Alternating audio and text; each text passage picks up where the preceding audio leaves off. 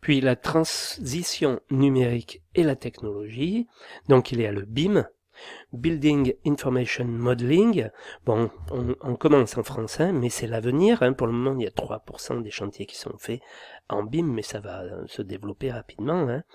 Ça se développe donc pour répondre à l'ensemble des enjeux juridiques et environnementaux et aux besoins de résultats conformes à la réglementation énergétique et à la transition numérique. Donc, à la fin de 2014, le PTNB, le plan de transition numérique bâtiment, résulte de la directive votée par le Parlement européen le 15 janvier 2014, incitant fortement les États à l'utilisation d'outils électroniques tels que Building Information Modeling ou BIM pour les marchés de travaux publics et appels d'offres publics. Le BIM a une incidence en matière d'organisation du travail, du processus constructif, donc pour les acteurs de la maîtrise d'œuvre, également pour ceux de l'étude de prix, et pour l'étude en général, et du chantier dans les entreprises. Voilà, donc le BIM, disons qu'on a une maquette numérique qui comporte un plan en 3 dimensions ou des plans en 2 dimensions faits avec AutoCAD ou autre, mais également dans la maquette numérique, il y a tous vos devis, il y a tous les descriptifs, tous les dossiers divers et variés, toutes les fiches des matériaux que vous allez joindre à votre offre.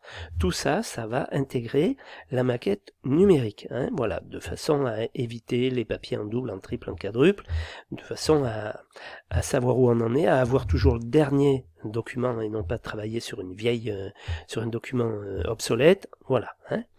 Le BIM appelle conseil en organisation sur la gestion du changement, la mise en place de logiciels spécialisés et d'un système informatique dédié nécessitant les compétences d'une personne dédiée comme le coordinateur BIM ou le BIM manager. Ça, c'est des métiers spécifiques qui émergent. Bon, pourquoi pas. Vous pouvez, pourquoi pas un jour vous retrouver BIM manager, ça peut arriver. L'analyse du travail a tenté de cerner les adaptations d'ores et déjà enclenchées par les professionnels et les adaptations prévisibles à court et moyen terme, afin que d'identifier les évolutions des compétences des techniciens d'études. Celle-ci a été menée par le biais notamment d'entretiens de professionnels et d'une enquête auprès de 250 entreprises pour coller à leurs besoins. Dans ce contexte d'évolution multiple, porté par le réglementaire et caractérisé par la complexification de l'acte de construire, les techniciens supérieurs d'études du bâtiment doivent prendre en compte de plus en plus de données dans leur étude et ainsi étendre leur champ de compétences. On va vous en demander de plus en plus. Ces constats ont mené à proposer un découpage en 2 options du titre professionnel, donc d'une part les économistes et d'autre part les techniciens en études de prix en entreprise. Voilà. Le présent document, donc le REAC, traite du technicien supérieur du bâtiment en option études de prix. Voilà. Donc, liste des activités au niveau du dernier titre, technicien supérieur du bâtiment option études de prix, le TESBEP. On a donc étudié et maîtrisé un projet de bâtiment traité en BIM ou en conventionnel, répondre à l'appel d'offres d'un projet de bâtiment traité en BIM ou en conventionnel, contrôler et optimiser la réponse à l'appel d'offres d'un projet de bâtiment. Voilà. Donc là, ensuite, on a cette page sur laquelle je vais revenir spécifiquement après. Alors, fiche emploi type, on va d'abord commencer par l'emploi, puis ensuite les activités, puis les compétences. Il y a une logique. Donc, la fiche emploi type, qu'est-ce que c'est un technicien supérieur du bâtiment, option études de prix? Eh bien, il réalise les études techniques et financières d'un projet de construction, il intervient en entreprise, en tout corps d'État ou dans une spécialité. Voilà, en tout corps d'État pour une entreprise générale, il devra vérifier les devis des sous-traitants. Une entreprise générale, en général, c'est une grosse entreprise qui va travailler sur des gros projets et donc elle va utiliser des sous-traitants spécialisés, un maçon, un charpentier, un plâtrier pour faire le travail. Et donc le travail du TESBEP sera de contrôler les devis, les vérifier. Voilà. Ou dans une spécialité, c'est-à-dire que le technicien en étude de prix va travailler ou chez un maçon, ou chez un charpentier, ou chez un peintre, etc., etc. Voilà.